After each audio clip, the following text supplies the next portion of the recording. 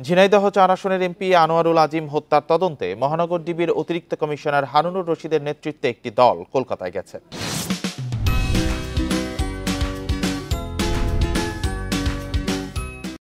রওনা হওয়ার আগে সকালে শাহজালাল আন্তর্জাতিক বিমানবন্দরে ডিবি প্রধান বলেন, আমেরিকায় পালিয়ে গেছে অভিযুক্ত শাহিন। তিনি বলেন, এমপি আজিম হত্যায় আখতারুজ্জামান শাহিন মাস্টার মাইন্ড বলে নিশ্চিত হয়েছে কলকাতা ও ঢাকার গোয়েন্দারা। সে এরই মধ্যে আমেরিকায় পালিয়ে গেছে। তাকে ফিরিয়ে আনতে ইন্টারপোলের সহায়তা চাওয়া হবে। শাহিনকে দেশে ফিরিয়ে আনতে পুলিশের মহাপরিদর্শকের মাধ্যমে আবেদন করা হবে বলেও জানান তিনি। আমাদের কাছেও সে মাস্টার মাইন্ড। সে অপরাধটি করে 20 তারিখ সে পালিয়ে যায়, কাঠমান্ডু দিয়ে দুবাই হয়েছে।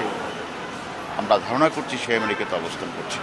ইন্সপেক্টর জেনারেল মহোদয়ের কাছে আমরা আবেদনটি করেছি এবং আমরা ইন্টারপোলের সহায়তা চাইব, কারণ সে একজন বড় রকমের অপরাধী।